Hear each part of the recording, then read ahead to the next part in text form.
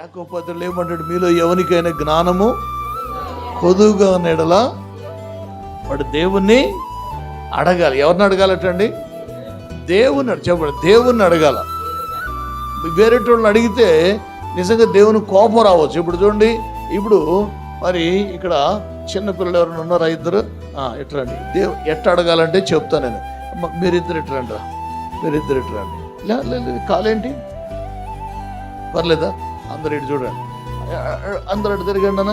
ఉదాహరణకి అంటే ఈ నిమిషానికే ఈ మాట చెప్తున్నాను, మళ్ళీ ఏమవుతుంది? మీరిద్దరు ఏమవుతారు? సిస్టర్సా, ఫ్రెండ్స్ కదా. ఉదాహరణకి వీళ్ళిద్దరు కూడా, ఉదాహరణకి భార్య భర్తలు అనుకుందాం.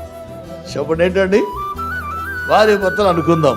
సరే, ఇప్పుడు భర్త గారు లేకపోతే భార్య, ఈ భార్య వెళ్ళి లేదండి ఏదైనా కానీ ఊర్లో ఎవరినైనా అడిగితే భర్త గారికి ముందు కోపం వస్తుంది. ముందు నా పరువు తీసేవు కదా అంటారు. ఏమంటారు? నా సిగ్గు లేదా నీకు అంటారు. ఏమంటారు? లేదండి లేదండి నువ్వు ఎవరిని అడగాలి? నన్ను అడగాలండి. ఏమంటారు? చెప్పండి, ఏమంటారు? అంటే నువ్వు కూడా దేవుణ్ణి అడగకపోతే అసలు దేవుని ప్రిస్టేజ్కి భంగం. అది సృష్టించాడు, రూపం ఇచ్చాడు, అన్ని ఇచ్చాడు, అన్ని అవయవాలు ఇచ్చాడు, ఆరోగ్యం ఇచ్చాడు, ఆయుష్ ఇచ్చాడు, పగలు ఇచ్చాడు, రాత్రి ఇచ్చాడు. నువ్వు ఆయన అడగకపోతే ఆయనకు ముందు కోపం వస్తుంది, ఆయన్ని డిజానర్ చేసినట్టు అవుద్ది, ఆయన పరువు తీసినట్టు అవుద్ది, ఆయన్ని సిగ్గుపరిచినట్టు అవుద్ది. ఇప్పుడు చూడండి, ఊరంతా అడిగి ఇంటికి వచ్చింది అనుకోండి, ఇంటికి రాగానే ఏం చేస్తాడు? కర్ర కట్టె తీసుకుని ఉంటాడు. చెప్పండి, దేవుణ్ణి అడగాలంటే అదండి. ఎందుకు చెప్తున్నాడు ఆ మాట? దాంట్లో చాలా అర్థం ఉంది. ఎవరికి స్తోత్రం. ఇప్పుడు జార్జి ముల్లర్ ఉన్నాడు, పాస్టర్ గారు, బాబు ఒక 50 రూపాయలు 100 రూపాయలు అవసరం అనుకోండి, పక్కింటి వాళ్ళని వాళ్ళని అడుగుతూ ఉంటే ముందు వాళ్ళ డాడీకి చెప్పండి, అయ్యి ఇక్కడ రారా, నేను ఉన్నాను కదరా అంటాడు. దానికి స్తోత్రాలు. అంటే మన పరలోకపు తండ్రి చాలా ప్రేమ కలిగిన వాడు, చాలా దయ కలిగిన వాడు. 1000 తరాల కృప ఉంది ఆయన దగ్గర. ఆయన అడగకపోతే బాధపడతాడు, ఆయన అడగకపోతే బాధపడతాడు. మీరు లోతైన సత్యాలను గ్రహించండి. దేవుణ్ణి అడగాలంటే దాంట్లో చాలా లోతు ఉంది. ఏదండి, మనం దేవుని దగ్గరికి వెళ్తే చాలు, ఆయన మంచి తండ్రి కాబట్టి ఆయన కావలసిన ఇస్తాడు. దేవుని యొద్దకు రండి, అప్పుడు ఆయన మీ యొద్దకి.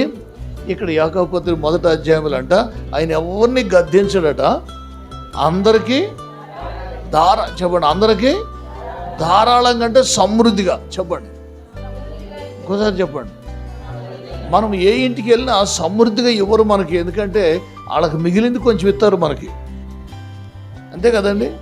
కాబట్టి ఎక్కడికి వెళ్ళినా, బ్యాంకులకి వెళ్ళినా, లేకపోతే అధికారుల దగ్గరికి వెళ్ళినా, గొప్పోళ్ళ దగ్గరికి వెళ్ళినా మనకు దొరికేది కొంచెమే. కానీ దేవుని దగ్గరికి వెళ్తే ధారాళంగా. చెప్పండి గట్టిగా. నీ జీవిత దినాలన్నీ కూడా అన్ని ధారాళంగా దేవుడు ఇస్తున్నాడు అనుకోండి, నీకు ఎట్లా ఉంటుందంటే ఆశీర్వాదాల్లో కొట్టుకుపోతావు, మునిగిపోతావు. చెప్పండి, ఆశీర్వాదాల్లో మీరు నమ్మట్లేదు, మీరు నమ్మాలి. హల్లెలూయా, మీరు నమ్మాలి. చెప్పండి, మీరు ఒక దెబ్బ గట్టిగా వేసుకుని చెప్పండి నెత్తి మీద, నేను నమ్మాలి గట్టిగా. థ్యాంక్ యూ నాన్న, కూర్చోండి, గాడ్ బ్లెస్ యూ.